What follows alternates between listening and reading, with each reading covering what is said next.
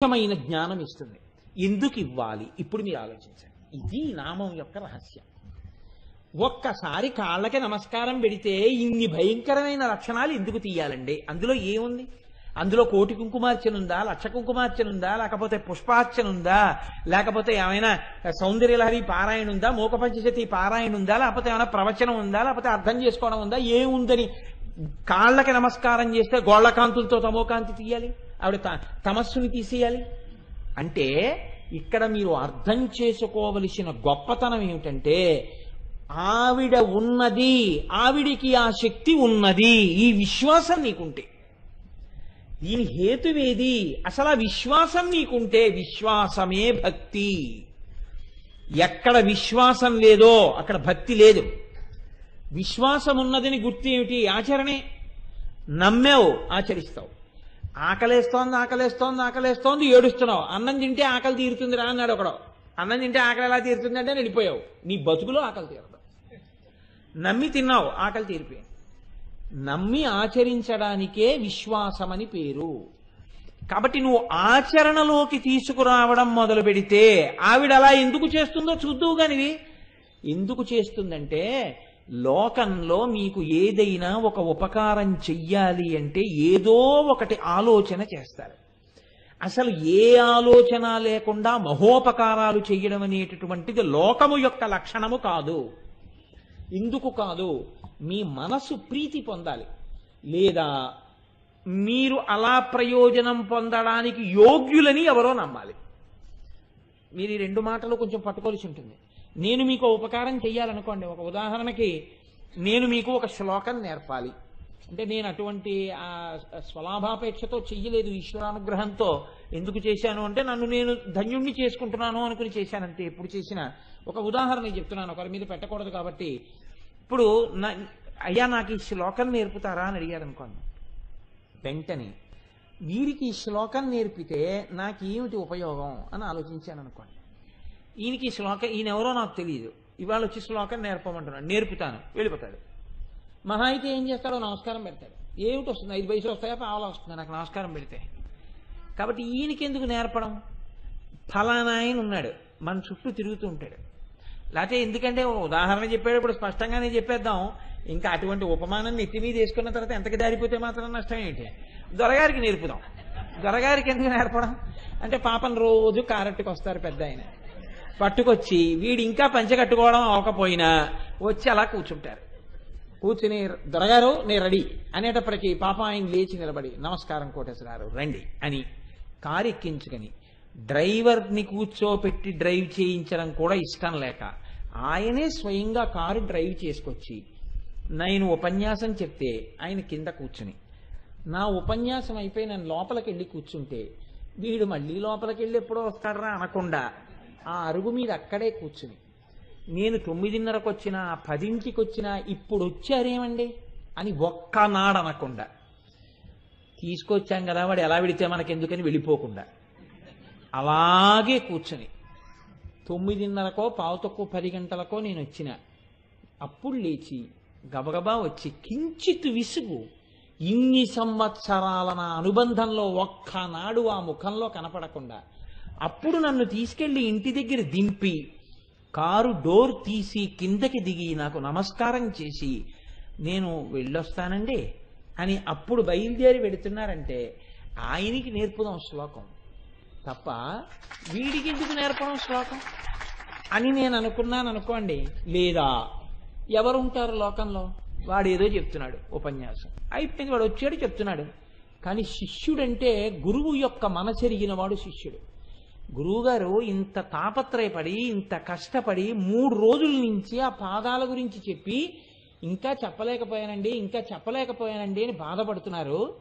కాబట్టి ఆయన నోటితో చెప్పిన దాన్ని అందరికీ కనపడేటట్టుగా మనం పాదాలు కనపడేటట్టుగా అమ్మవారిని అలంకారం చేయిద్దాం అని నాకు కూడా చెప్పకుండా అందరికీ అమ్మవారి పాదాలు కనపడేటట్టుగా మంజీరములు కూడా కనపడేటట్టుగా అమ్మవారిని అలంకారం చేయించి పాదుకలు పువ్వుల్లో అక్కడ పెట్టి వెళ్ళి అందరూ తల తాటించి నమస్కరించుకునేటటువంటి అవకాశాన్ని మధ్యాహ్నం వచ్చి వెంకన్న బాబు గారితో కలిసి అన్ని ఏర్పాట్లు చేసి ఇంతమంది పొంగిపోయి వెళ్ళిపోతుంటే మా గురువుగారు ఉపన్యాసం చెప్తే ఆయన ఉపన్యాసానికి తగినట్టుగా నేను పాదుకలు పెట్టానని పొంగిపోయిన ఒక గోపాలకృష్ణ గారికి చెప్దాం తప్ప వీళ్ళందరికీ మనం ఎందుకు చెప్పడం అని నేను అనుకున్నాను అనుకోండి. ఇప్పుడు గోపాలకృష్ణ గారు మంచారే, దొరగారు మంచారే, పాడైపోయిన వాడు ఎవడో తెలుసా అండి నేను. ఎందుకో తెలుసా, నా యందు ఒక కండూతి ఉంది. వీళ్ళు నాకు చేశారు, నీ చేద్దాం. వీడెవరో నాకేం తెలుసు, నాకేం చేశాడని నేను చేస్తాను తిరిగి. ఈ భావన రాగానే పాడైన వాడెవరు? నేను. ఒక ఉపకారం చెయ్యాలి అంటే లోకంలో మనకేం జరిగింది విచారణ ఉంటుంది, లేదా మనకేం జరిగింది అన్నది పక్కన పెట్టారనుకోండి, ఇది పొందడానికి నీకు ఈ అర్హత ఉందా ఇదన్నా చూస్తారు. ప్రభుత్వం అనబడేటటువంటిది ఒక మనిషి ఏం కాడు ప్రతిఫలాపేక్ష ఉండడానికి. కానీ మీకు ఏదో వృద్ధాప్య పింఛన్ ఇస్తాం, కానీ మీరు వృద్ధులై ఉండాలి. వృద్ధులనగా ఇంత వయస్సు ఉండాలి, వయస్సుతో పాటు ఇంత ఆదాయమే ఉండాలి, ఇంతకన్నా ఉండకూడదు. మీకు లేదని మీరు చెప్తే మేము నమ్మం. మీకు లేదని ఇంకోటి చెప్పాలి, వాడికో ముద్ర ఉండాలి, వాడు సంతకం పెట్టాలి. ఇవన్నీ పట్టుకుని మీరు మా దగ్గర 2 నెలలు తిరిగితే అప్పుడు మీకు ఏదో ఆర్డర్ ఇస్తాం. అప్పుడు ప్రతి నెల ట్రెజరీకి వెళ్తే మీకు ఏదో డబ్బు ఇస్తూ ఉంటారు. ఇప్పుడు మీ యొక్క అర్హతని చూసి ఉపకారం చేస్తారు. నేను యోగ్యత అన్న పేరుతో నాకు ఏం జరుగుతోందన్నది చూసి ఉపకారం చేస్తాను. ఏ ఉపకారము యొక్క స్థాయిని బట్టి 2 ఉంటాయి. ఒక ఆయన గుండె ఆపరేషన్ చేయించుకోవడానికి 1,00,000 రూపాయలు ఇవ్వాలనుకోండి సహాయ నిధిలోంచి, అప్పుడు ఎక్కువ పరిశీలన ఉంటుంది. ఓ 100 రూపాయలు ఇవ్వాలనుకోండి, తక్కువ పరిశీలన ఉండొచ్చు. నేను మహోపకారం చేయాలనుకోండి, అప్పుడు నేను చాలా పెద్ద పరిశీలన చేయొచ్చు. ఏదో చిన్న ఉపకారం అనుకోండి, కాకతాళీయంగా చేయొచ్చు. ఇప్పుడు అమ్మవారు చేస్తున్నటువంటి ఈ ప్రయోజనం కన్నా గొప్ప ప్రయోజనం ఇంకోటి ఉంటుంది లోకంలో, నాకు చూపించండి. కేవలము ఆ తమోగుణం వల్లే అత్యంత నీచమైనటువంటి ఉపాధుల్లోకి మనం వెళ్ళిపోతుంటాం. శరీరం పడిపోయిన తర్వాత ఒకసారి వెళ్ళిపోవడం అంటే ఎలా ఉంటుందో తెలుసా అండి? పరమ భయంకరంగా ఉంటుంది. ఎందుచేత అని మీరు అంటారేమో, సనాతన ధర్మంలో దేవాలయాలన్నీ కొండల మీద ఉంటాయి. ఎందుకుంటాయో తెలుసా అండి? కొండల మీద దేవాలయాలు, భగవంతుడు సరదా పుట్టి కొండెక్కి కూర్చోడు. పెద్ద పెద్ద క్షేత్రాలన్నీ కొండల మీద ఉండడానికి ఒక కారణం ఉంటుంది. కొండ ఎక్కేటప్పుడు మీరు ఒకటి విచారణ చేసుకోండి అని గుర్తు. కొండల నిండా ఏముంటాయి? కొండల నిండా బండలే ఉంటాయి. ఆ బండకి తనంత తానుగా పుణ్యం చేసుకునేటటువంటి భాగ్యం ఉండదు. ఒకసారి ఒక చోట గుండ్రాయి అయి పుట్టాడు అనుకోండి, ఆ గుండ్రాయి ఆయుర్దాయం ఎంత నేను చెప్పలేనది. అది అలా ఉంటుంది ఆ గుండ్రాయి. ఇప్పుడు ఆ గుండ్రాయి ఆకలి వేస్తే, ఆకలి లేదని మీరు అనడానికి లేదు, వేసిందేమో మీకు తెలియదు అంతే. తినడానికి ఏముండదు, చచ్చిపోవడానికి ఉండదు. దాహం వేస్తే తాగడానికి ఉండదు, చచ్చిపోవడానికి ఉండదు. దాని మీదకి వెళ్ళి ఒకడు మూత్ర విసర్జన చేస్తాడు, అది తిరిగి వాడిని ఏమనలేదు. ఒకడు వెళ్ళి దాని మీద ఉమ్మి వేస్తాడు, అది దాన్ని తిరిగి వాడిని ఏమనలేదు. ఒకడు వెళ్ళి నిష్కారణంగా ఏ కర్రో పెట్టి దాన్ని కొడతాడు, అది తిరిగి కొట్టలేదు. అలా పడుంటుంది. పోనీ అబ్బా ఈ జీవితం జీవించలేకపోతున్నాను, ఏదైనా ఒక మంచి పని చేద్దాం అనుకుంది. ఆ బండరాయి జీవితంలో ఏమీ చేయలేదు. ఇప్పుడు బండరాయి నుంచి విముక్తి రావడానికి హేతువేది? బాగా ఆలోచించండి.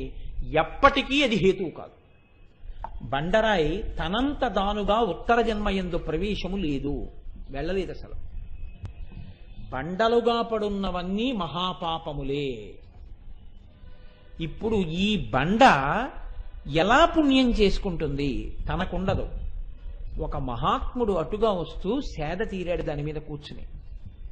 ఇప్పుడు దాని ఖాతాలో ఏం వేస్తారంటే, ఒక మహాత్ముడు కూర్చోడానికి నువ్వు ఉపయోగపడ్డావు, ఉత్తర జన్మలో ఒక ఆవుని చేస్తారు. ఇక్కడ ప్రారంభం అవుతుంది జన్మ పరంపర. మీరు ఎప్పుడైనా ఈ జన్మ పరంపర ఎలా వస్తుంది అన్న దాని గురించి చదివితే అసలు మనకి భయం వేస్తుంది తెలుసా అండి. మనుష్య జన్మ అంటే ఇంత గొప్పదా అని ముక్కున వేలేసుకుంటాను నమ్మగలిగితే. మీరు ఎప్పుడైనా మార్కండేయ పురాణానికి వ్యాఖ్యానాలు కానీ ఏమైనా చూస్తే భయం వేస్తుంది. ఎందుచేత అంటే ఒక్కసారి జన్మ పొందడం అంటే ఎంత కష్టమో తెలుసా అండి. ఒక గింజయందు మీరు ప్రవేశించేటట్టుగా విడుదల చేస్తారు. విడుదల చేస్తే అది నీటి బిందువు తగిలి ప్రత్యుత్పత్తిని పొందుతుంది. ఇది మళ్ళీ ఒక పండులోనో అన్నపు గిన్నెలోనో వీర్య కణాలన్నీ వీడు మళ్ళీ పుట్టడం కోసమని పైకి తేలుతాడు. గబగబా ప్రవేశిద్దాం పురుషుల్లోకి ముందని. అందుకే పై అన్నం పురుషుడికి పెట్టండి అంటారు. ఆయన తిన్న తర్వాత ఆయన తేజస్సుగా మారుతుంది. ఈ తేజస్సు సరి అయిన కాలములో మాత్రమే తన భార్య యందు ప్రవేశిస్తేనే ఫలదీకరణము చెందుతుంది, లేకపోతే అది నశించిపోతుంది. మళ్ళీ కథ మొదటికి, మళ్ళీ ఉడకాలి మరుగునీళ్లలో, ఉడికి ఉడికి ఉడికి ఉడికి పైకి తేలుతాడు. మళ్ళీ ఎప్పుడో మనుష్య జన్మలోకి వస్తాడు. అసలు ఇలా తిరగడంలో నీ మొదటి జన్మ అది, ఆ బండగా వచ్చావు, ఇప్పుడు కొండెక్కేవాడిగా వచ్చావు. ఎంత తేడా ఉందో చూడు. ఈ కొండెక్కడాన్ని వదిలిపెట్టుకోకు జన్మలో. ఈ కొండెక్కడమే నీ జన్మ సౌభాగ్యం. కాబట్టి కొండెక్కడం జీవితంలో ప్రధాన ప్రయోజనం. అది ప్రసాద్ బాబు గారు, అందుకు కొండెక్కడం. కాబట్టి నడిచి కొండెక్కండి, నడిచి కొండెక్కండి అంటుంటారు. మీరు నడిచి కొండెక్కితే ఈశ్వరుడికి కలిసి వచ్చేది ఏముంటుందండి? మీరు కొండెక్కితే, మీరు శ్రమ పడితే, మీరు ఆయాసపడితే భగవంతుడికి సంతోషమా? ఆయన ఏమైనా శాడిస్తే అలాగా? కొండెక్కిన వాళ్ళకు ఓ పుణ్యం, కొండెక్కిన వాళ్ళకు ఓ పుణ్యం వేయడానికి అలా ఏం ఉండదు. మీ శరీరమునకు ఆ శక్తి లేనప్పుడు ఈశ్వరుడు ఆ పుణ్యమే ఇస్తాడు ఆర్తి చేత. కానీ ఓపిక ఉండగా వెళ్ళడం దేనికి అంటే ఆ పరిశీలన నిలబడడానికి. ఆ బండల వంక చూస్తే అయ్య బాబోయ్ ఎంతమంది పడిపోయి ఉన్నారో, ఎందరు జీవులు పడిపోయి ఉన్నారో, మన భాగ్యం కదరా మనుష్యుడిగా ఉన్నాం, ఈ కొండెక్కి సర్వేశ్వరుడి సన్నిధానంలోకి ప్రవేశిస్తున్నాను నేను అని మీరు సంతోషించగలరు. ఇంతటి స్థితిలో మీరున్నారు. ఇప్పుడు మీరు చూడండి, మీకు ఉపకారం చేసి మీలో ఉన్న తమోగుణం పోగొట్టడం అంటే మీ అవివేకాన్ని, మీ అలసత్వాన్ని, మీ నిద్రని, మీ జాడ్యాన్ని, మీకున్నటువంటి మోహాన్ని, ఇన్నింటిని అమ్మవారు నమస్కరిస్తే తన గోటికాంతితో తీయాలి. ఎందుకు తీయాలి? ఏ కారణానికి తీయాలి? నేను వంగి నమస్కారం చేశానండి తీసేయాలంటే సరిపోతుంది ఏంటి? వంగి నమస్కారం చేస్తే తీసేయాలా? అంటే అంతకన్నా గొప్పది లేదా లోకంలో? ఇక్కడే పెద్దలు అన్నారు, నిర్హేతుకమైన ఈశ్వర కృపకు ఈ నామము ఆలవాలము. దీనికి వ్యాఖ్యానం లేదని చెప్పారు. ఎందుకు తీసేస్తుంది అలాగా వంగి నమస్కారం చేస్తే? అయ్యో నా బిడ్డడు ఇన్నాళ్లకి మార్గం తెలుసుకుని నా దగ్గరికి వచ్చి నా పాదముల ముందు వంగాడు, చాలు చాలు వీడిని దారిలోకి తిప్పేస్తానని చెప్పేసి ఆవిడ తమోగుణాన్ని తీసేస్తుంది. నిజాయితీగా ఒక్కసారి వంగితే చాలు, ఆవిడ తమోగుణాన్ని తీసేయడానికి సిద్ధంగా ఉంది.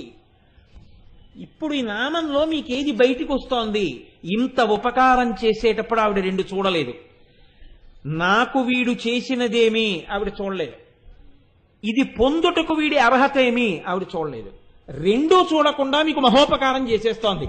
ఇలా చెయ్యడంలో ఆవిడ నిర్హేతుక కృప ఉన్నది. ఈ నిర్హేతుక కృప దేని వలన వ్యక్తమైనది? ఆవిడ గోటి కాంతిగా వ్యక్తమైనది.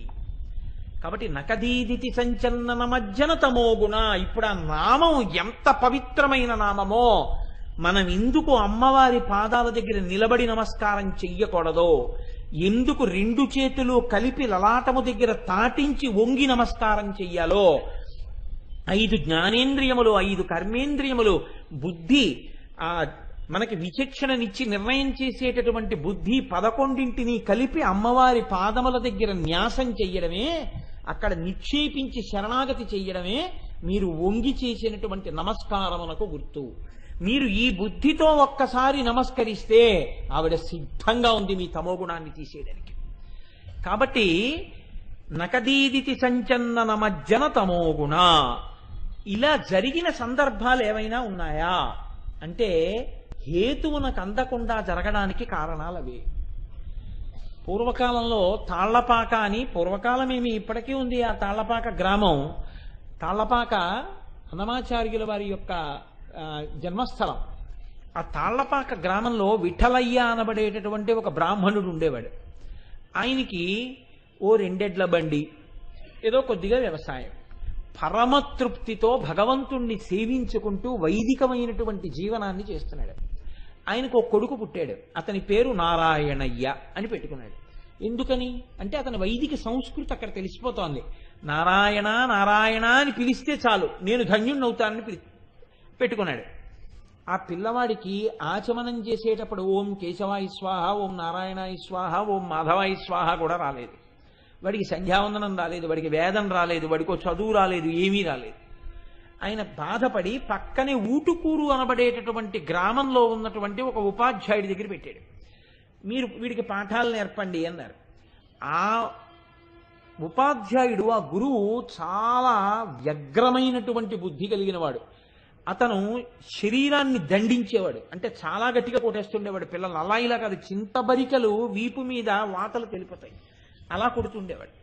పాపం ఈ పిల్లవాడికి ఇంటికి వెళ్ళిపోతే తండ్రి కొడతాడు, అక్కడ ఉంటే చదువు రావట్లేదు సరికదా, గురువు గారి పేరు చెప్పేటప్పటికి ఉన్న చదువుపోతుంది, అంత భయపడిపోతున్నాడు.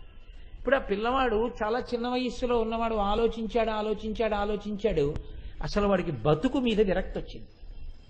ఇక నేను బతకడం అనవసరం, ఇంటికి వెడితే నాన్నగారు కొడతారు, ఇక్కడుంటే గురువు గారు కొడతారు, రెండు చోట్ల నాకు దెబ్బలే తప్ప నాకు చదువు వచ్చేటటువంటి యోగ్యత కనపట్టలేదు, కాబట్టి నేను నా శరీరం విడిచిపెట్టేస్తాను అనుకున్నాడు. ఎలా విడిచిపెట్టేయాలి? వాడికి చిన్నతనం, వాడికి చావడం కూడా తెలియదు పాపం.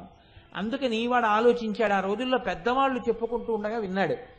ఆ ఊరి చిట్ట చివరిలో ఊటుకూరు అనబడేటటువంటి ఊరు చివర పొలిమేరలలో చిన్న గుడి ఉండేది. అందులో చింతలమ్మ అన్న పేరుతోటి అమ్మవారు ఉండేది. ఆ అమ్మవారు చింతలమ్మ అని పేరు ఎందుకు వస్తుందంటే, చింత చెట్టు యొక్క కొమ్మలు గట్టిగా ఉంటాయి. ఆ అమ్మ కొమ్మలు అంటే ఆ అమ్మ చేతులు అమ్మ కాళ్ళు పట్టుకున్నవాడికి కింద పడ్డాం, చింత చెట్టును పట్టుకున్నవాడు కింద పడ్డాం. అలాగే అమ్మవారి పాదాలు పట్టుకున్నవాడు కింద పడ్డని చెప్పడానికి చింతలమ్మ అని పేరు. కాబట్టి లేదా మీ చింతలు తీయగలిగిన తల్లి కాబట్టి చింతలమ్మ, ఆవిడ్ని చింతించే భక్తిని ఇవ్వగలదు కాబట్టి చింతలమ్మ. కాబట్టి ఇప్పుడు వాడు ఆ చింతలమ్మ అనబడేటటువంటి తల్లి ప్రతిరోజు రాత్రి ఊరి బయటకు వస్తుందని, ఊరి బయటికి వచ్చి ఆవిడ తిరుగుతూ ఉంటుందని, మళ్ళీ తెల్లవారే వేళటికి ఆవిడ గుళ్ళోకి వెళ్ళిపోతుందని. కాబట్టి కొద్దిగా చీకటి పడుతుండగా ఆ రోజుల్లో తొందరగా రాత్రి భోజనాలు చేసేవారు. భోజనం చేసేసి పడుకున్నారు అందరూ. ఈ పిల్లవాడు ఆ గుడి దగ్గరికి వెళ్ళాడు. ఎందుకు వెళ్ళాడు? ఆ గుడి పక్కన ఒక పెద్ద పుట్ట ఉంది, అందులో ఒక కాలత్రాచు తిరుగుతుంటుంది. అసలు ఆ పాము కరవక్కర్లేదా, పావును చూస్తే చచ్చిపోతారు అని ప్రచారం ఆ రోజుల్లో. అటువంటి పాము అది, ఆ పాము. కాబట్టి పిల్లవాడికి ఎంత వైరాగ్యం వచ్చిందంటే ఎవ్వరూ ఇహ చీకటి పడ్డాక ఊరు బయటికి వెళ్ళరు, పాము కనపడుతుందన్న భయంతో. పిల్లవాడికి ఎంత వైరాగ్యం వచ్చిందంటే ఆ పాము కరిస్తే చచ్చిపోదామని వెళ్ళాడు. వెళ్ళి ఆ పుట్ట దగ్గర కూర్చున్నాడు. ఆ పాము రాలేదు. వాడికి ఎంత చిరాకు వచ్చిందంటే ఇంకో పావు గంట పాము వచ్చే వరకు బతకడం వాడికి ఇష్టం లేదు. అందుకని వాడు ఏడుస్తూ చెయ్యి తీసి పుట్ట లోపలకంట పెట్టాడు. మోచెయ్యి వరకు వెళ్ళింది, చెయ్యి వెళ్ళలేదు, పాము కరవలేదు. వాడు ఏడుస్తున్నాడు. దేనికి ఏడుస్తున్నాడు? పాము కరవలేదని ఏడుస్తున్నాడు. పాము కరిచేస్తే బాగుండు, చచ్చిపోతానని చెప్పి చెయ్యి అందులో పెట్టుకుని ఏడుస్తూ కూర్చున్నాడు. బాగా చీకటి పడింది. అమ్మవారు బయటకు వచ్చింది గుళ్ళో నుంచి. చూసింది ఆ పిల్లాన్ని, గభాలను రెక్కట్టుకుని పైకి లాగింది. ఎందుకురా అబ్బాయి పుట్టలో చెయ్యి పెట్టావని. అమ్మే కదండి, ఏ పేరుతో ఉన్నా అక్కడ అమ్మ ఉండడమే కారణం. ఈ పిల్లవాడు ఏడుస్తూ చెయ్యి పెట్టినా మనుష్యులు ఎవరైనా తిరుగుతారేమో అని ఆవిడ బయటికి రాలేదు, కానీ ఆవిడ శాసనం పాము కుట్టలేదు, పాము కరవలేదు.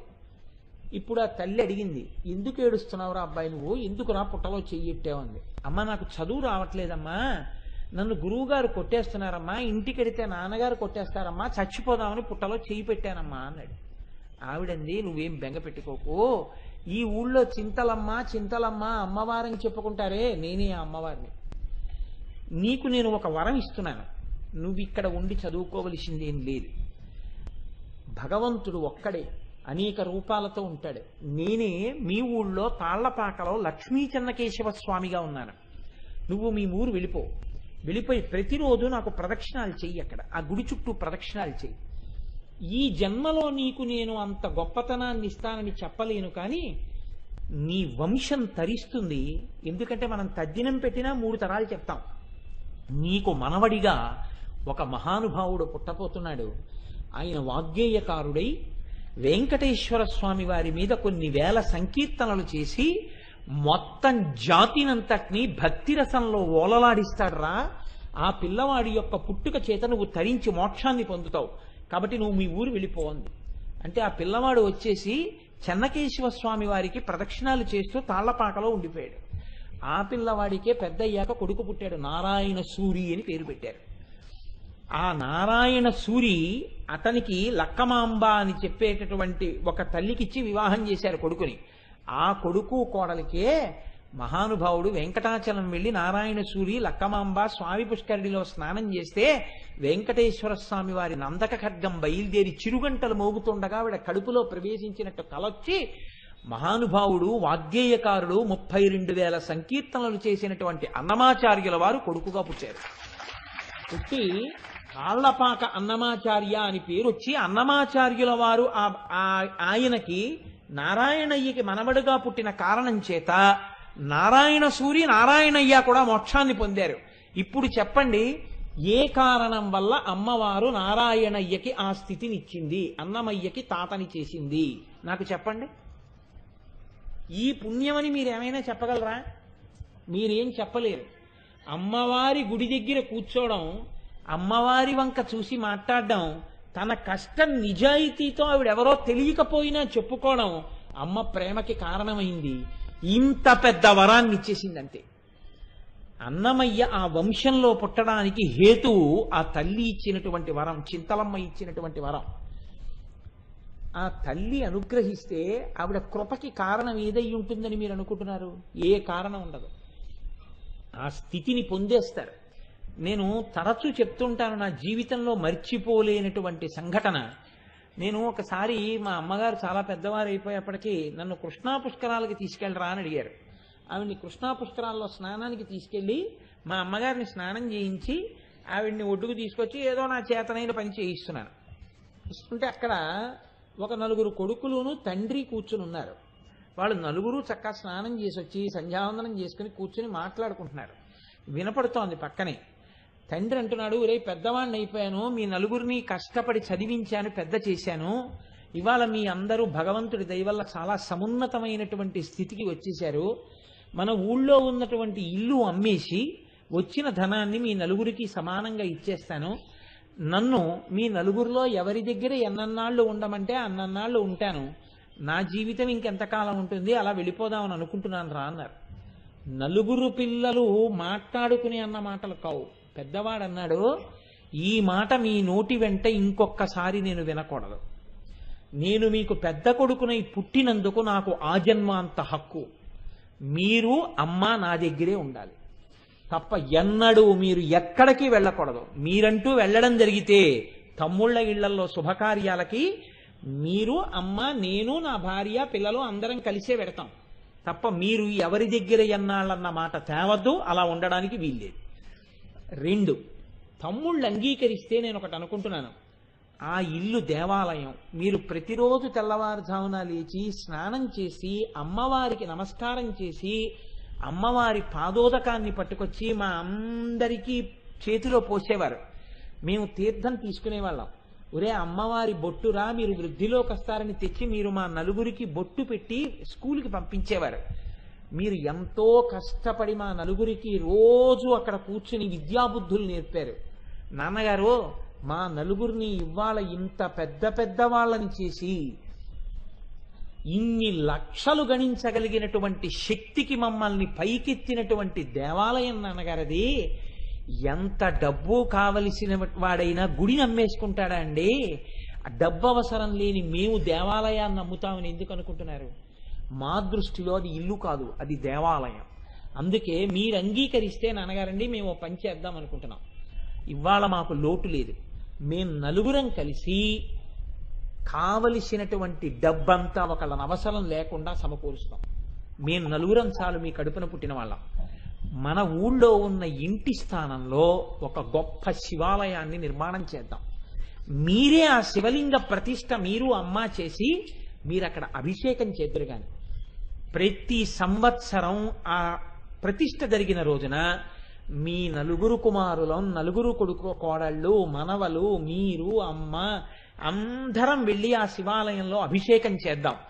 మీరు మా నలుగురికి జ్ఞాననేత్రం ఇచ్చి పెంచి పెద్ద చేసినందుకు మన వంశం పేరు మీద మా నాన్నగారు తిరుగాడిన పవిత్ర ప్రదేశం అన్నది ఒక శివాలయంగా ఉండిపోవాలి నాన్నగారు, ఒక గుడి కడదామన్నారు. అంటే ఆ తండ్రి పొంగిపోయి కళ్ళొత్తుకుని అలాగే చేద్దాం నాన్న అని అప్పటి వరకు ఓపికగా ఉన్న ఆయన ఆనందానికి నీరసపడి కొడుకుల భుజాల మీద చేతులేసి వెడుతుంటే, ఈశ్వర, అమ్మవారిని నమ్మిన కుటుంబాలు ఇంకా ఇలాంటివి ఉన్నాయన్నమాట అని పొంగిపోయాను నేను. కాబట్టి చూడండి, అమ్మవారిని నమ్మితే, ఆవిడ్ని నమ్మి నమస్కరించగలిగితే ఆ తల్లి నకదీదితి సంచన్న నమజ్జనతమో గుణ, ఆ తల్లి గోళ్లలోచొచ్చేటటువంటి కాంతులు ఎటువంటివైనా ఇవ్వగలవు. అందుకే శంకర భగవత్పాదులు సౌందర్యలహరిలో అంటారు, నఖైర్నాక స్త్రీణాం కరకమల సంకోచ శశిభిః తరూణాం దివ్యానాం హసత యువతే చండి చరణః ఫలాని స్వస్యేభ్యః కిసలయకరాగ్రేణ దదత దరిద్రేభ్యో భద్రాం శ్రియమనిశమాహ్నాయ దదతౌ అంటారు. అమృత భాండం అండి ఆ శ్లోకం. నఖైర్నాక స్త్రీణాం కరకమల సంకోచ శిశిభిః తరూణాం దివ్యానాం హసత యువతే చండి చరణౌ. ఇక్కడ అమ్మవారిని పిలుస్తున్నారు శంకరాచార్యుల వారు, అమ్మ చండీదేవి అని పిలిచారు. చండి అన్న మాటకి చండతి కుప్యతీతి చండిక అని అమరకోశం వ్యాఖ్యానం చేస్తుంది. కోపము కలిగిన తల్లికి చండి అని పేరు. అంటే కోపం కలిగిన తల్లి అయితే నమస్కారం ఎలా చేస్తామండి, ఆవిడ కోపంగా బెత్తం పట్టు కూర్చుంటే అని అనుకోకండి. కోపము అన్న మాటని మీరు సక్రమంగా అర్థం చేసుకోవాల్సి ఉంటుంది. కోపం ఎటువంటిదో తెలుసా అండి? ఇప్పుడు ఒక దొంగ కత్తి పట్టుకుని వస్తున్నాడు, నేను పరిగెడతాను. పరిగెడుతున్న దొంగ కింద పడ్డాడు, చేతిలో కత్తి కింద పడింది. ఇప్పుడు కత్తి నేను తీసుకున్నాను, ఎవరు పరిగెడతారు? దొంగ పరిగెడతాడు. అమ్మవారు కోపంతో ఉండడం అంటే ఏమిటో తెలుసా అండి? అమ్మవారు లోకకంటకులైన వారి మీద కోపంగా ఉంటుంది. అందుకే చండీ హోమం చేస్తారు. లోకకంటకులై ఎవరు మీకు దుఃఖాన్ని కలిగిస్తున్నారో, ఎవరు మిమ్మల్ని ధర్మమునందు ప్రవర్తించకుండా అడ్డు పెడుతున్నారో, మీకు ఉపశాంతి కలగాలని చండీ హోమం చేశారనుకోండి, మీ మనస్సు చల్లబడుతుంది. ఇప్పుడు చండీ ఆవిడ దుష్టశక్తుల యందు కోపం, తన బిడ్డల యందు ప్రేమ. అటువంటి తల్లి ఇప్పుడు ఈ మాట ఎందుకు వెయ్యాలి శంకరాచార్యులు వారు? శంకర భగవత్పాదులు ఎక్కడైనా అమ్మవారిని ఒక నామంతో పిలిచారంటే దాని వెనకాతల ఒక రహస్యం ఉంటుందండి. ఇప్పుడు ఈ పేరుతో అమ్మవారిని ఉపాసన ఎవరు చేస్తున్నారు? లోకం అంతా చేస్తుంది. కలవు చండీ, కలియుగంలో ఆ చండీ నామం చెప్పుకోవాలి, చండీ పేరు చెప్పుకోవాలి. శంకరాచార్యులు వారు అమ్మవారి గోళ్ల దగ్గరే చండీ నామం వాడారు. కలవు చండీ, ఆ చండీ అన్న పేరు వింటే చాలండి, గొప్ప అనుగ్రహం కలుగుతుంది. ఆ తల్లి ఎక్కడ ఇటువంటి రక్షణ ఇస్తూ ఉంటుంది అంటే అమ్మవారిని శచీదేవి పూజ చేస్తూ ఉంటుంది. శచీదేవి ఎవరు? ఇంద్రుడి భార్య. ఇంద్రుడి భార్య శచీదేవి అమ్మవారికి పూజ చేస్తే ఏమొస్తుంది? ఆవిడ మోక్షం కోసం పూజ చేయదు. ఆవిడ ఏం కోరుకుంటూ ఉంటుందంటే తనకి దేవరాజు యొక్క భార్యాత్వము నిలబడాలని కోరుకుంటూ ఉంటుంది. దేవరాజు భార్యాత్వం అంటే ఇంద్రుడు దేవేంద్రుడిగా ఉండాలని కోరుకుంటుంటుంది. ఇంద్రుడి పదవికి భంగం రాకూడదు, ఇంద్రుడు ఇంద్ర పదవిలో ఉండాలి. ఇంద్రుడు ఇంద్ర పదవిలో ఉండడం అన్నది ఎవరి వల్ల వచ్చింది? శచీదేవి అమ్మవారిని పూజ చేస్తుంటుంది. కాబట్టి అన్యాపదేశంగా రహస్యం ఏమిటి? మీ ఆయన అభ్యున్నతి మీరు అమ్మవారికి చేసే కుంకుమార్చన మీద ఆధారపడి ఉంటుంది, అంతే రహస్యం. ఇంద్రుడి ఇంద్ర పదవే శచీదేవి పూజకు ఆధారపడితే రామారావు గారి గొప్పతనం సత్యవాణి గారి కుంకుమార్చనలో ఎందుకు ఉండదండి? ఉంటుంది, నమ్మగలిగితే. నమ్మకపోతే నేనేం చేయలేను. కాబట్టి మీరు చేసే కుంకుమార్చనే మీ భర్తను ఉద్ధరిస్తుంది. కాబట్టి నీ పూజ దేని కొరకు? నీ భర్తని రక్షించుట కొరకు. నీ భర్త రక్షింపబడితే నీ భర్త కలిగిన రక్షణ వల్ల నువ్వు వైభోగాన్ని పొందుతావు. కాబట్టి శంకరాచార్యుల వారి శ్లోకం ఎలా వస్తుందో చూడండి. అందుకని ఇప్పుడు ఏమైందిట? నఖైర్నాక స్త్రీణాం కరకమల సంకోచ శశిభిః తరూణాం దివ్యానాం హసత యువతే చండిచరణః. ఏమండి, వాళ్ళ అమ్మవారి పాదాలకి నమస్కారం చేయడం ఎందుకండి? వాళ్ళకి కోరిన కోరికలు తీర్చగలిగినటువంటివి కొన్ని ఉన్నాయిగా వాళ్ళ దగ్గర. వాళ్ళ దగ్గర కామధేను ఉంది, వాళ్ళ దగ్గర కల్పవృక్షం ఉంది. ఈ రెండు దేవలోకంలోనేగా ఉంటాయి. ఉన్నప్పుడు కామధేనువుని అడిగితే వాళ్ళ కోరిక తీరదా? కల్పవృక్షాన్ని అడిగితే కోరిక తీరదా? ఎందుకు తీరడంలో అమ్మవారి పాదాల దగ్గరికి వస్తారో చెప్తున్నారు శంకరాచార్యుల వారు. కిసలయకరాగ్రేణ దదత. మీరు వెళ్ళి కల్పవృక్షానికి మీ కోరిక చెప్పాలి. కల్పవృక్షం ఆలోచించి సరే తీరుస్తానుండని ఓ 2 రోజులు ఆగిన తర్వాత చిగురు పడుతుంది. చిగురు పట్టి తన చిగురుటాకుల వంటి చేతులతో మీకు ఆ ఫలితాన్ని ఇస్తుంది. కాబట్టి కల్పవృక్షం వెంటనే ఇచ్చేస్తుందని నమ్మకం ఏం లేదు. కానీ కల్పవృక్షం దేవతలకే ఉంది, మనకి కల్పవృక్షాలు లేవు. వెళ్ళి నమస్కారం చేద్దామంటే. కాబట్టి ఉన్నవారు వారు, లేనివారు మనం. ఉన్నవారు వారైతే లేనివారిని ఏమని పిలవాలి? దరిద్రులని పిలవాలి. కాబట్టి దరిద్రుల కోవలోకి ఎవరు వస్తారు? ఎవరు కల్పవృక్షాన్ని లేని వాళ్ళు వాళ్ళందరూ దరిద్రులు. శంకరాచార్యులు వారి శ్లోకానికి గమ్మత్తు చూడండి. మన దరిద్రుడిని పిలవడమా ఆయన ఉద్దేశ్యం? కాదు. దరిద్రుడవైనా నువ్వు భాగ్యవంతుడివా, ఐశ్వర్యవంతులైనా వారు నిజంగా భాగ్యవంతులు కారా? శంకరాచార్యులు వారు చూపిస్తున్నారు. అసలు భాగ్యం ఏదో తెలుసా అండి? ఎవరు అమ్మవారి పాదముల దగ్గరికి వెళ్లి నమస్కారం చేస్తాడో వాడు భాగ్యవంతుడు. ఎందుకని? కిసలయ్య కరాగ్రేణ దదత, కల్పవృక్షం వెంటనే ఏమి ఇచ్చేయట్లేదు ఫలితం. కాబట్టి కల్పవృక్షానికి శక్తి కూడా అమ్మవారి అనుగ్రహం వల్లే వస్తోంది. కాబట్టి ఇప్పుడు అమ్మవారిని ప్రతిరోజు వచ్చి తన ఐదోతనం కోసం, భర్త యొక్క అభ్యున్నతి కోసం, తన యొక్క సుమంగళీత్వం కోసం, తన భర్త ఇంద్ర పదవిలో ఉండడంలో రాక్షసులు వచ్చి ఇబ్బంది పెట్టి యుద్ధాలు చేసి భర్త యుద్ధానికి వెళ్ళాడు ఎలా ఉన్నాడో అని బెంగ పెట్టవలసినటువంటి అవసరం లేని రీతిలో ప్రశాంతంగా ఉండడం కోసం శచీదేవి ప్రతిరోజు వచ్చి నమస్కారం చేస్తోంది. అంటే కేవలం ఇంద్ర పదవి ఉంటే సరిపోదు. ఇవాళ పదవి ఉంది కానీ ఆయన ఎప్పుడూ దెబ్బలాడుతూనే ఉన్నాడు రాక్షసుల మీద. ఇవాళ ఉంది, రేపు ఉంటుందో ఊడిపోతుందో తెలియదు. ఆ స్థితి కాదు. ఉన్నది మనశ్శాంతితో ఉన్నది. మీకు లేనిది కల్పవృక్షం ఇస్తుంది, ఉన్నది మనశ్శాంతితో ఉండేట్టు చేయగలిగింది ఎవరు? అమ్మవారే. కాబట్టి ఇప్పుడు వాళ్ళు అమ్మవారి దగ్గరికి వెళ్ళి నమస్కారం చేశారు. నమస్కారం చేసిన వాళ్ళు లేని వాళ్ళే. ఎందుకు లేని వాళ్ళో తెలుసా? ఉన్న కల్పవృక్షం ఎందుకు అక్కడికి వచ్చింది అమ్మవారి ముందు? అక్కడకు రాలేదు. అమ్మవారి గొప్పతనమే ఎక్కువగా ఉంది. ఇప్పుడు అమ్మవారి దగ్గరికి వచ్చి నమస్కారం చేస్తోంది. చేసేటప్పుడు ఏమైంది? ఉన్నవాడికి ఉండే జబ్బు ఏమిటో చెప్తున్నారు శంకరాచార్యులు వారు. ఉన్నవాడికి ఎప్పుడూ లోపల ఒక భావన ఉంటుంది. ఏమిటో తెలుసా అండి? అహంకారము. నాకింతుంది. లేనివాడికి ఉండేటటువంటి గొప్పతనం ఏమిటో తెలుసా అండి? వాడు మీరు ఎక్కడ కూర్చోమ్మనండి, కూర్చోమన్నారు అంతే చాలండి అంటాడు. ప్రసాదం దొరికిందండి అంతే చాలండి. అమ్మవారిని ఇలా చూశానండి అంటారు. మీరు చూడండి, ఇవి నిజంగా శంకరుల హృదయం ఎక్కడ దొరుకుతుందో తెలుసా అండి? వెంకటాచలంలోకి వెళ్ళి అలా ఎవరో 10 మందిని పక్కన నించోబెట్టారు. నించోబెట్టడంలో మిమ్మల్ని నించోబెట్టారు. నించోబెడితే వీడు ఏమంటాడంటే, చూసారా స్వామివారి అనుగ్రహం, నన్ను కూడా పక్కన నించోబెట్టారు. ఈలోగా నించోబెట్టిన తర్వాత మీరు ఎంతమంది అని అడిగాడు. 10 మంది అన్నారు. మీ వాళ్ళు ఎవరన్నాడు. వాళ్ళ 10 మందిని చూపించారు. అప్పుడైతే మీరు వీళ్ళ వాళ్ళతో కాదా అని అడిగారు నన్ను. అడిగితే కాదు నించోమన్నారు అనుకున్నానని చెప్పి వచ్చేసాను. ఈలోగా 5 నిమిషాలు దర్శనం చేసుకున్నాను కదా. ఇది ఈశ్వర కృప. నన్ను కూడా వాళ్ళతో నించోబెట్టి ఇంకో 5 నిమిషాలు దర్శనం ఇచ్చారంటాడు. పేద హృదయానికి ఎంత సంపదతో ఉంటుందో చూడండి. దానికి మురిసిపోతాడు వాడు. ఈ ఉన్నవాడు వాణ్ణి ఇక్కడ నించోపెట్టారు, ఇంకా లోపలికి పంపలేదని ఏడుస్తుంటాడు. మీకు ఎప్పుడైనా అహంకారం అన్నది లోపలికి వచ్చిందనుకోండి అంతే. ఎప్పుడు 10 మందితో కూర్చోలేరు, 10 మందితో నిలబడలేరు, 10 మందితో ప్రసాదం పుచ్చుకోలేరు, 10 మందితో లైన్లో నించోలేరు. మనము నించోడమా, మనము అలా కూర్చోవడమా? బాధ. ఎందుకని అంటే ఏదో ఈగో అంటారు చూసారా, ఏదో లేనిపోనివన్నీ ఒంటికి పూసుకోవడం. ఇది నా గొప్ప, ఇది నా గొప్ప, కాబట్టి నేను ఎలా ఉంటాను వాళ్ళతో, కాబట్టి నేను దూరంగా ఉంటూ ఉండాలి, నా గొప్ప ఏదో ప్రదర్శిస్తూ ఉండాలి. ఇది శచీదేవి ఏం చేసింది? అమ్మవారి దగ్గరికి వచ్చి పూజ చేస్తాను. శచీదేవి అంటే చాలా గొప్పది ఆ తల్లి. కాబట్టి ఇప్పుడు ఆవిడ అనుకుంది, పూజ చెయ్యడం కోసమని వచ్చేటప్పుడు కూడా కొంతమంది గొప్పతనం ఎలా ఉంటుందంటే, అమ్మవారికి చేసే అలంకారం కన్నా వాళ్ళు చేసుకునే అలంకారం ఎక్కువగా ఉంటుంది. మంచిదే, సువాసినిగా అమ్మవారిగా అలా కనపడడం మంచిదే. నేను అందులో ఏమీ లోటు చెప్పట్లేదు, నేను తప్పు పట్టట్లేదు. కానీ మనం బాగున్నామన్న అభిప్రాయం ఏర్పడకూడదు. శచీదేవి ఏమనుకుంది? నా చేతులు ఎంత బాగున్నాయో, నా గోళ్ళు ఎంత బాగుంటాయో, నేను పువ్వులు పట్టుకుని ఇలా పూజ చేస్తుంటే చేతులు ఎంత మెరిసిపోతుంటాయో, ఉంగరాలు ఎలా కదులుతున్నాయో, గాజులు ఎలా కదులుతున్నాయో, తన కదలికలు చూసుకుంటూ వచ్చి అమ్మవారి పాదాల దగ్గర కూర్చుంది. ఇప్పుడు ఆవిడ ఏమనుకుని కూర్చుంది? వ్యంగ్యం శంకరుల శ్లోకంలో, నా చేతులు పద్మాల్లా ఉంటాయి అనుకుని కూర్చుంది.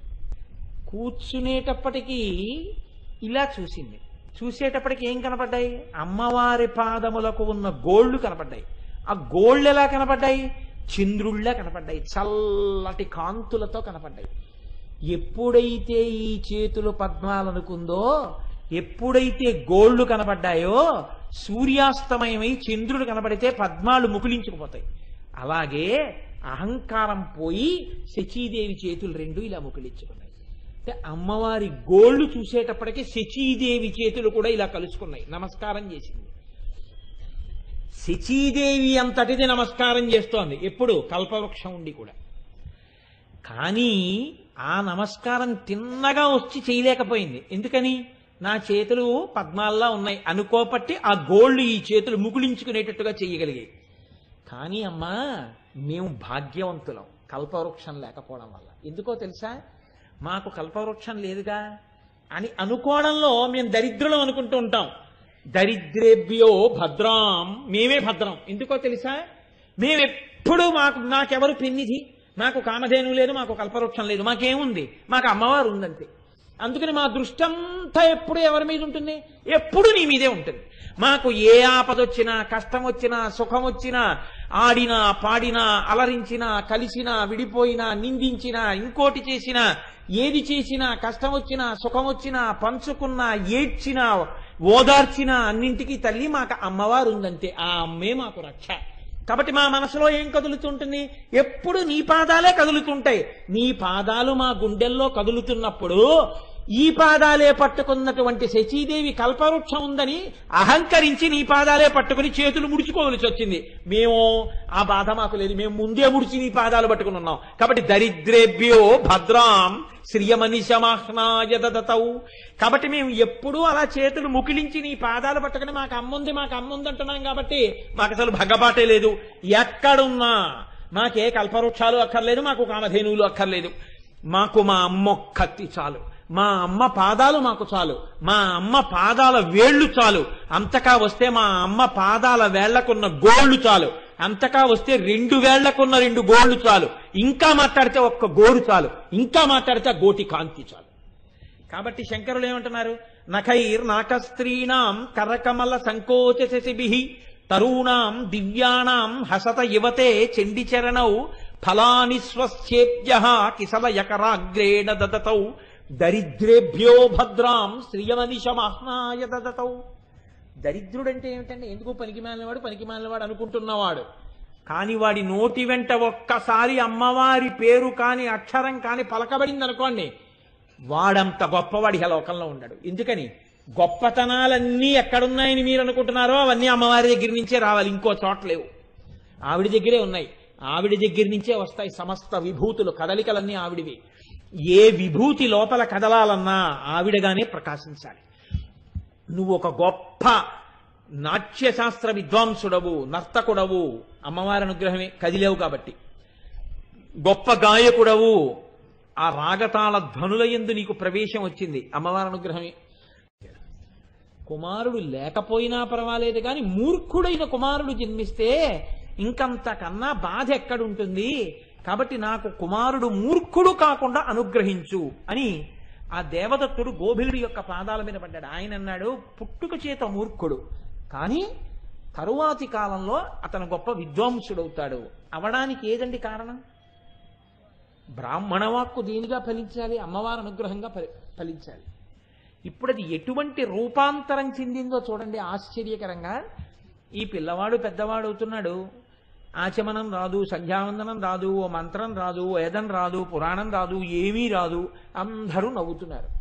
ఇటువంటి దిక్కుమాలిన కొడుకు పుట్టకపోయినా బాగుండేదిరా, ఈ పిల్లాడు పుట్టడం వల్ల నాకు అప్రతిష్టగా ఉందని రోజు తల్లిదండ్రులు ఏడిచేవారు, నిందించని రోజు లేదు పిల్లాడిని. ఆ పిల్లవాడు బెంగపెట్టుకుని, ఇక్కడ ఉండడం కన్నా నేను ఏదైనా అడవులు పట్టి వెళ్ళిపోతాను, ఎందుకు వచ్చింది అమ్మకి నాన్నకి ఇంత చెడ్డ పేరు తెచ్చిన వాడు అడవులు పట్టి వెళ్ళిపోయాడు. వాడికి నోరు విప్పడం రాదు, ఒక్క అక్షరం పలకడం రాదు, అంతటి నిరక్షర కుక్షి.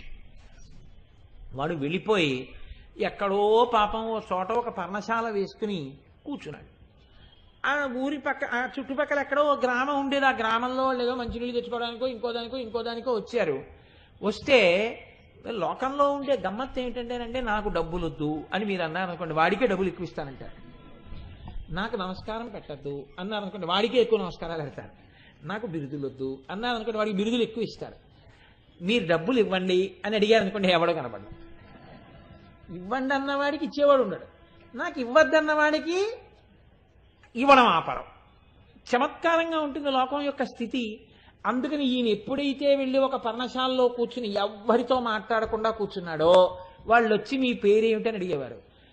వీళ్ళు కళ్ళు విప్పి ఉంటే మన ఏమైనా అడుగుతారు, మనం కానీ నోరు విప్పామా మన బతుకు బయటపడిపోతున్నారా, ఆయన కళ్ళు మూసుకు కూర్చునేవాడు. ఎవ్వరితో మాట్లాడు, అలా కూర్చుంటాడు. కాబట్టి వాళ్ళు ఏమని పేరు పెట్టుకున్నారంటే వాళ్ళే పెట్టేసుకున్నారు పేరు, నిజ తపస్సుడు. అబ్బా ఏమి తపస్సు చేస్తున్నాడు రా మహానుభావుడు, ఎవ్వరితో మాట్లాడు, అలా కూర్చుని ఉంటాడు. వెడతాడు, ఏటి ఒడ్డుకి స్నానం చేస్తాడు, వస్తాడు, కూర్చుంటాడు, కళ్ళు మూసుకు కూర్చుంటాడు. మాట్లాడడానికి ఆయనకి భయం ఉందని మాట్లాడడం. కానీ వీళ్ళు తపస్సు చేస్తున్నాడు అనుకున్నారు. అనుకుని పళ్ళు తెచ్చేవాళ్ళు, కాయలు తెచ్చేవాళ్ళు, పాలు తెచ్చేవాళ్ళు, పెరుగు తెచ్చేవాళ్ళు, నెయ్యి తెచ్చేవాళ్ళు అక్కడ పెట్టేస్తున్నారు. అందరూ వెళ్ళిపోయిన తర్వాత చక్కగా పుచ్చుకునేవాడు, కూర్చునేవాడు, మాట్లాడు. నిజ తపస్సుడు. మన ప్రారంధం ఏం చేస్తాం, ఇలా నిజమే దొంగ బతుకే పాపం వాళ్ళు తపస్సు చేస్తున్నారు అనుకుంటున్నారు. కానీ నేనేం చేయను, నాకేం రాదు అనుకుంటున్నాడు. ఆయనకు ఒకళ్ళని మోసం చేసే ఉద్దేశం లేదు. ఎవరో తెచ్చిస్తే తాగేవాడు, తినేవాడు. ఇవ్వకపోతే ఆయన ఎవరిని కపటం చేసి తెమ్మని మాత్రం అడగలేదు. ఒక రకంగా నిజ తపస్సుడే. కొన్నాళ్ళు అయిపోయింది. ఒకానొక రోజున అమ్మవారి అనుగ్రహం కలగవలసిన రోజు దగ్గరికి వచ్చేసింది. ఒక అడవి పంది ఒకటి వెళ్ళిపోతోంది. ఒక వేటగాడు దాని వెనకాతలు పెడుతూ దాని మీద బాణం వేశాడు. వేస్తే ఆ బాణం దాని శరీరంలో మర్మావయోములకు తగిలి అది ఖేదపడిపోయింది. ఖేదపడి ప్రాణం రక్షించుకోవడం కోసమని ఇతను వేసుకున్నటువంటి ఆ పూరిపాకలోకి వచ్చేసింది. కళ్ళు మూసుకు కూర్చునున్నాడు. ఆ పంది లోపలికొచ్చి ఒక్కసారి అరిచేటప్పటికీ ఉలిక్కి పడి పైకి లేచాడు.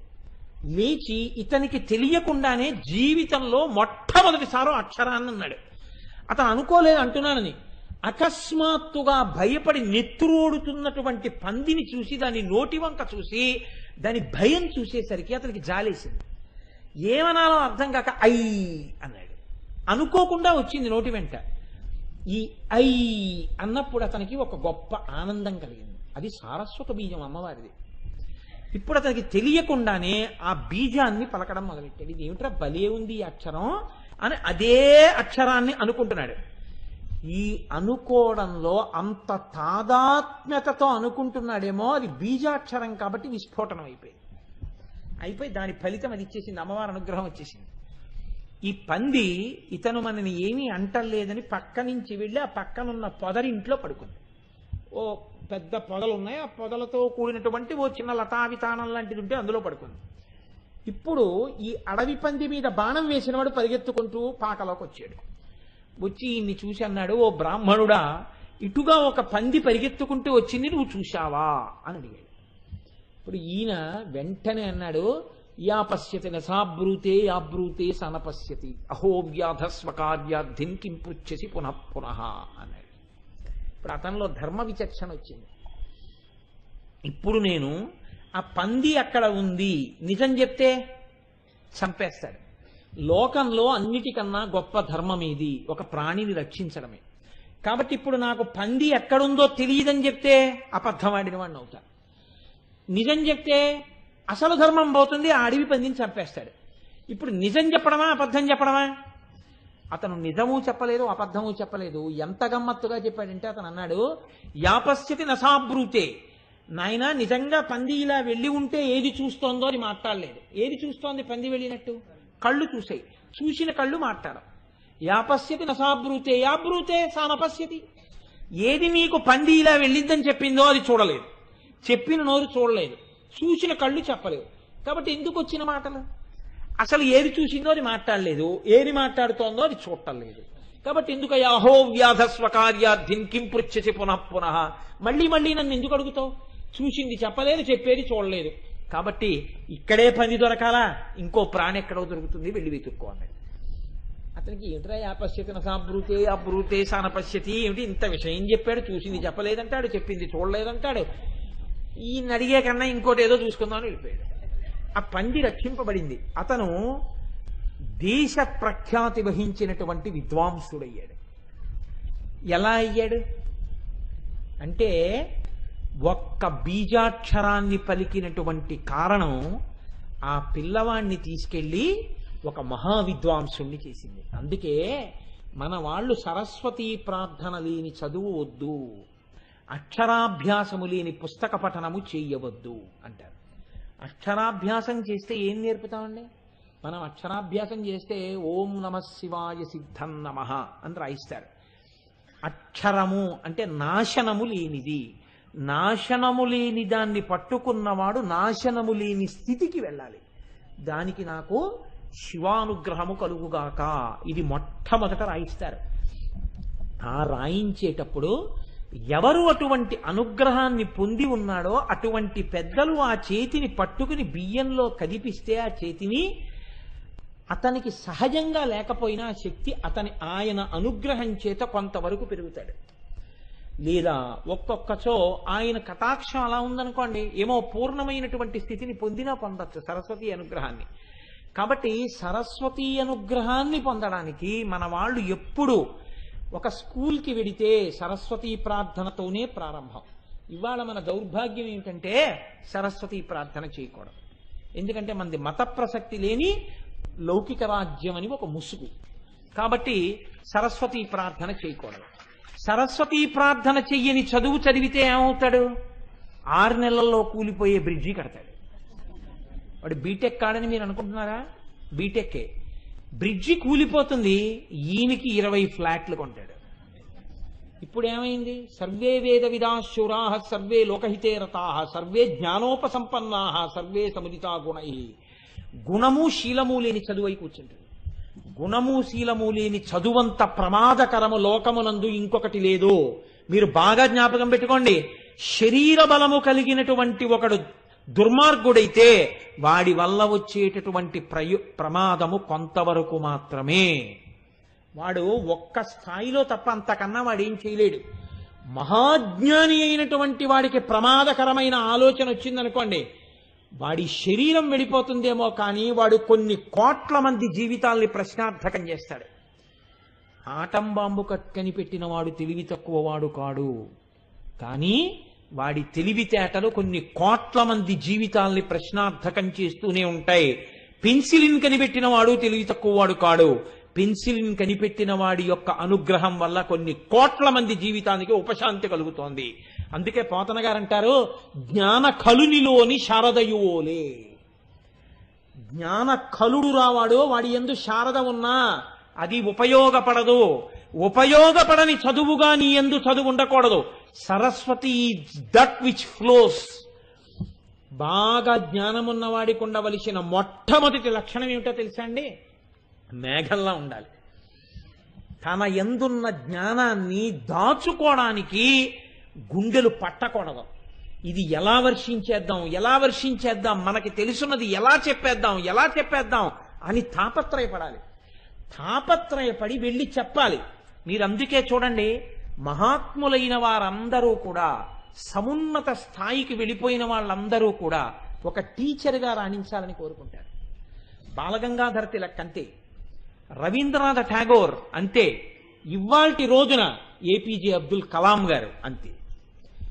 పనికి మాలిన వాళ్ళు మాత్రం ఒంటికి 85 ఏళ్ళు వచ్చినా గవర్నర్ పోస్టు, ఏదో సంస్థకి chairman post, cabinet minister post, రాష్ట్రపతి పోస్టు అవే కావాలి.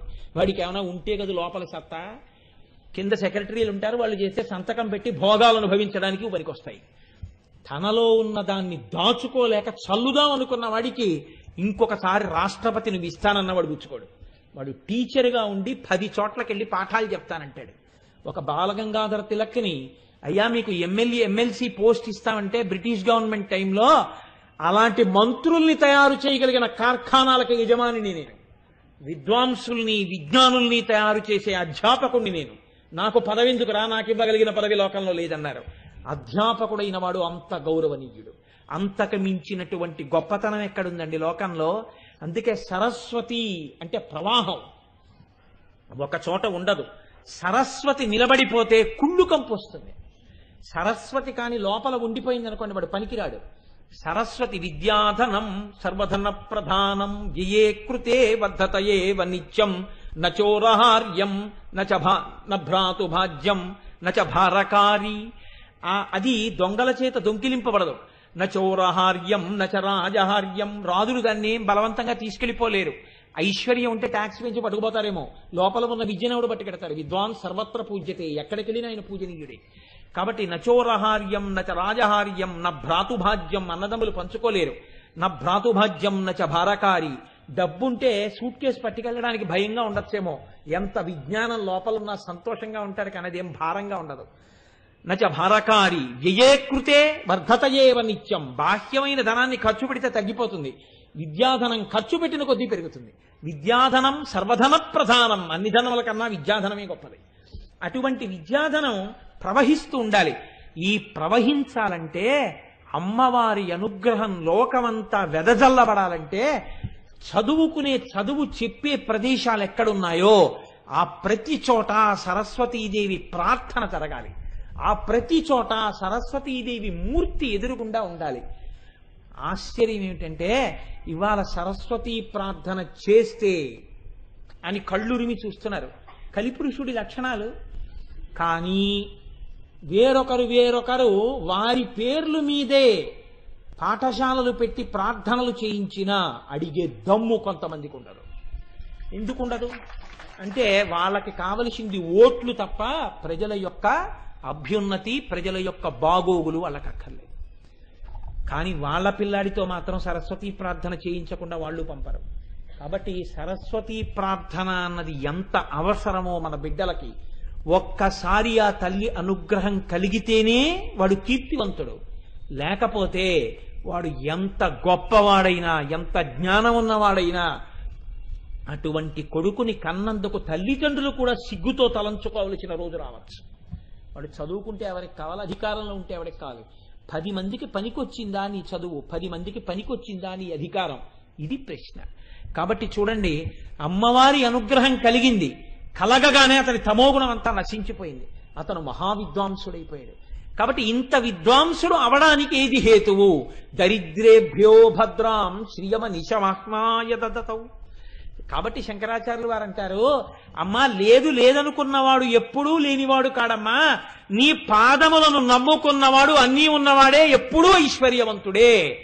అన్నీ ఉన్నాయనుకుని నీ పాదముల ముందు నమస్కరించడానికి బెంగ పెట్టుకున్నవాడు, చిల్లుకుండా యందు నీరును ఐశ్వర్యముగా పెట్టుకున్నవాడు, వాడు ఐశ్వర్యం జారిపోతుంది. ఆ అహంకారం ఎక్కడో కొంప ముంచేస్తుంది. కాబట్టి అమ్మా నీ పాదముల యందు భక్తి అవసరం.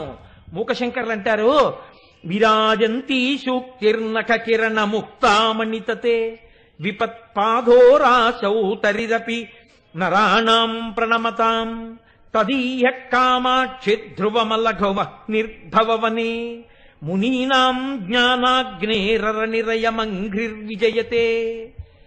అమ్మా నీ గోళ్ళున్నాయే, ఆ గోళ్ళు ముత్యపు చిప్పలమ్మా అన్నారు. ఎవరు? మూకశంకరులు అమ్మవారి పాదముల వంక గోళ్ల వంక చూసి చేస్తున్నారు శ్లోకాన్ని.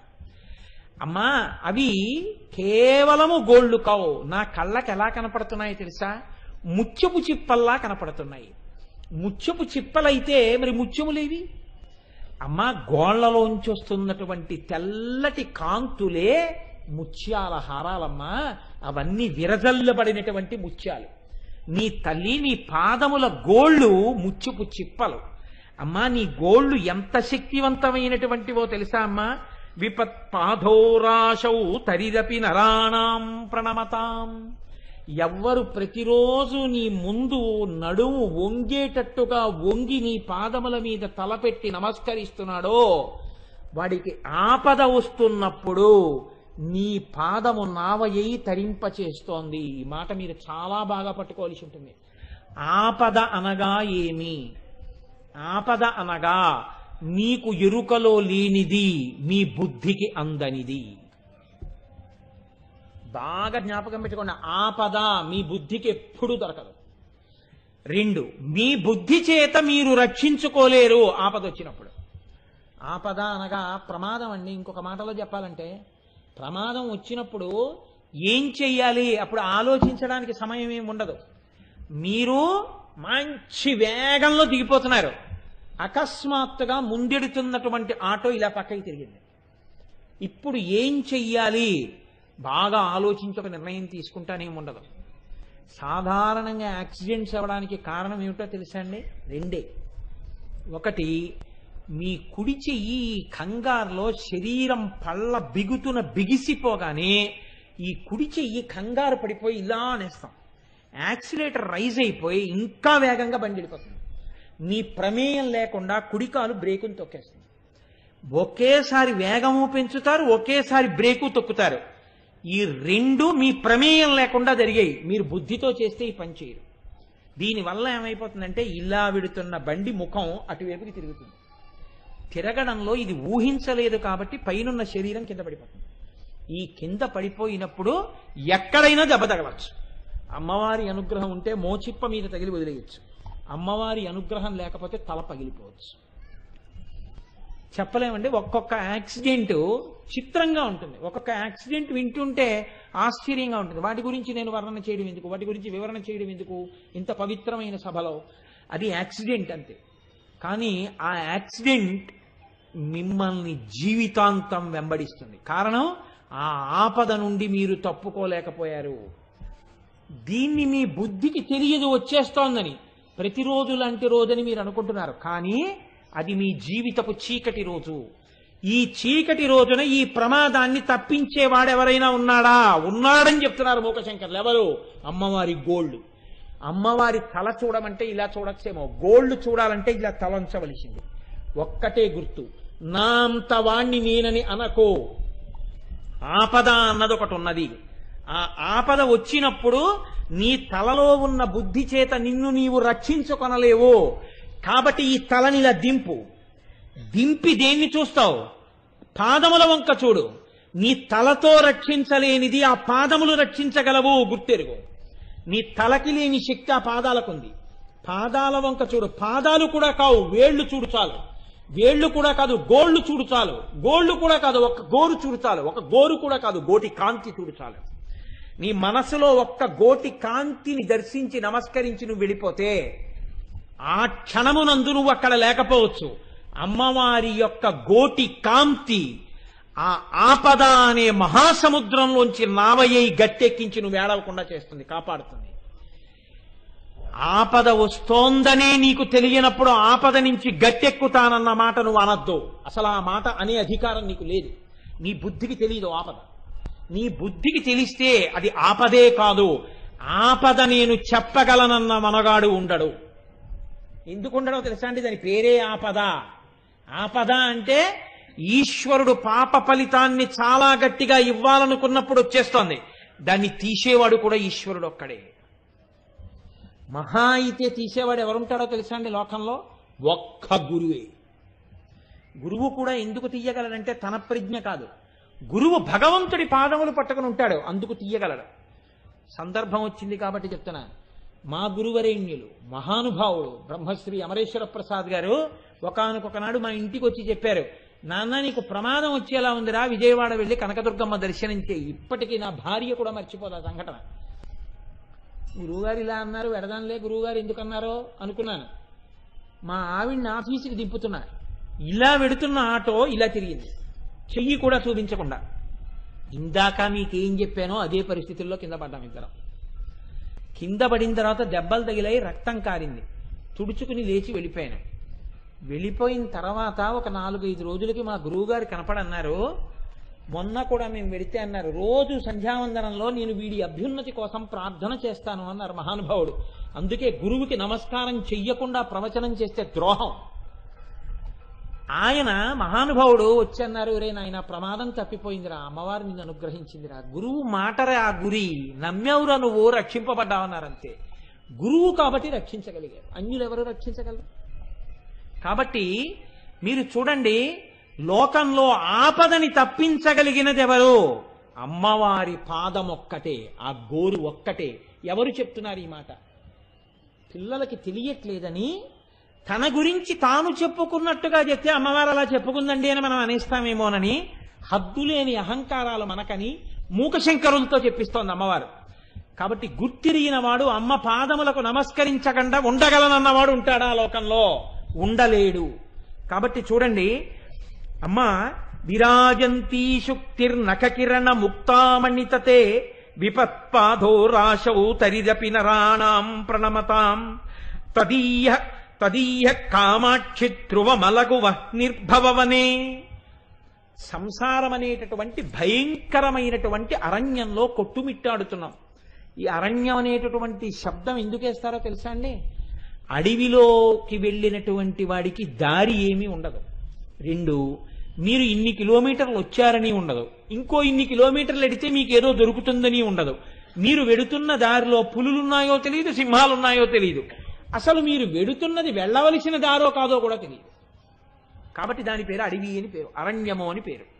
ఇప్పుడు మీరు వెడుతుండగా పైనుంచి కొండ చిలవ గభాలను పట్టుకోవచ్చు, కింద నుంచి మొసలు పట్టుకోవచ్చు, పైనుంచి ఓ చెట్టు తిరుగుడు పాము పైనుంచి దూకి తల మీద కాటు వేయచ్చు, వెనక నుంచి పెద్ద పులు వచ్చి మీద పడచ్చు.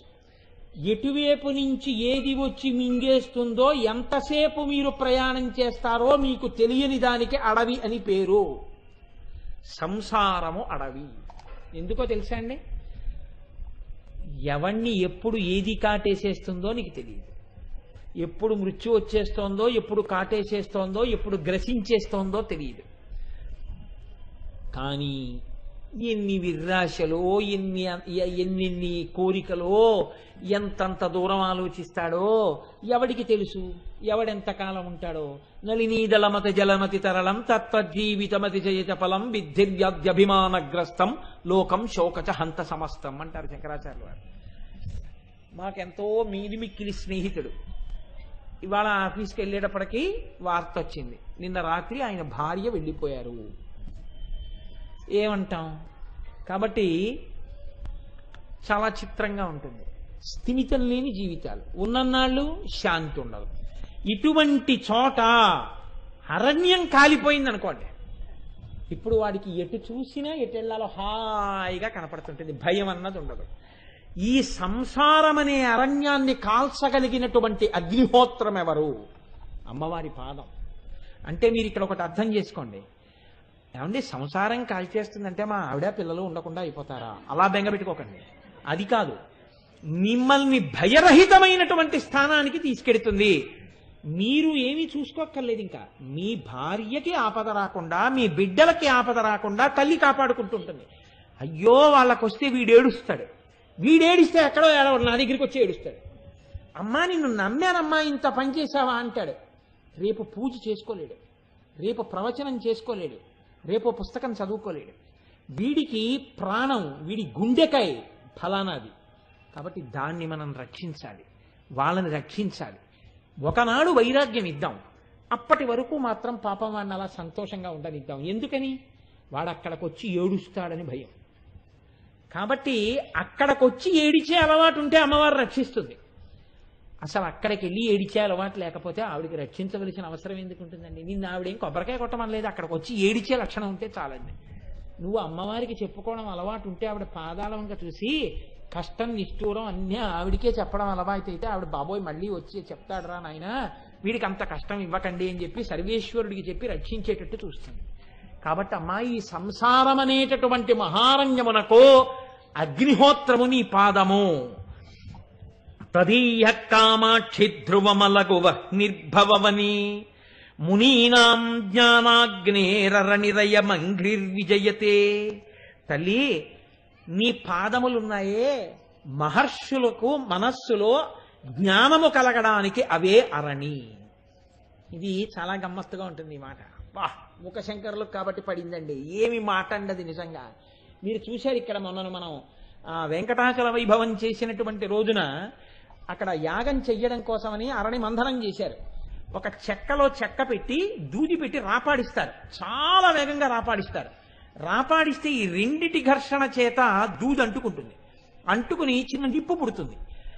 ఆ నిప్పు పుట్టినప్పుడు ఏం చేస్తారంటే గబగబా కాస్త ఎండిపోయిన కొబ్బరి పీచు తీసుకొచ్చి దాంట్లో పెట్టి ఉప్పనూది ఆ నిప్పు దీనికి అంటిస్తారు, అంటించి మంట చేస్తారు. ఆ మంట తీసుకెళ్లి యాగాగ్నిని జ్వలింపజేస్తారు. లౌకికాగ్ని పనికిరాదు కనుక. ఆ అరణి లోపల చెక్కలో చెక్కే పెడతారు, చెక్కలో చెక్కే పెట్టి గిరగిర తిప్పేస్తే అందులోంచి నిప్పు పుడుతుంది, పొగొస్తుంది. అమ్మా, మా మనసుకి మునుల మనసుకి తేడా ఏం లేదు, రెండూ ఒకటే. మేమేం చేస్తున్నాం? సంసారంలో పెట్టి గిరగిర తిప్పుతున్నాం. ఏం పుడుతోంది? విషం పుడుతోంది. వాళ్ళేం చేస్తున్నారు? నీ పాదములనేటటువంటి అరణిని ఇక్కడ పెట్టుకున్నారు, పెట్టుకుని గిరగిర తిప్పుతున్నారు మనసుని. ఇప్పుడు ఏం పుట్టింది? జ్ఞానాగ్ని పుట్టింది. ఈ జ్ఞానాగ్ని వల్ల వాళ్ళు ఏమైపోతున్నారు? మోక్షానికి వెళ్ళిపోయారు. మేమేం చేశాం? సంసారంలో పెట్టి గిరగిర తిప్పాం. ఏమొచ్చింది? విషం వచ్చింది. ఏమయ్యాం? ఊడిపోయాం. కాబట్టి ఎవడు నీ పాదములను అరణిగా పెట్టాడో వాడు తరిస్తాడు, వాళ్ళ వెనకలున్న వాళ్ళు తరిస్తారు. ఎవడు సంసారమునందే ఉండి తిప్పుతాడో మనసుని, వాడు హాలాహలాన్ని మాత్రమే పుట్టించగలడు. కాబట్టి తల్లి ఋషుల యొక్క హృదయముల యందు నీ పాదములు అరణి, అవి సంసారులకు నమ్మి నమస్కారం చేస్తే భవారణ్యమునకు అగ్ని, ఆపదల పాలిట దాటించగలిగినటువంటి సముద్రమునందలి నావ.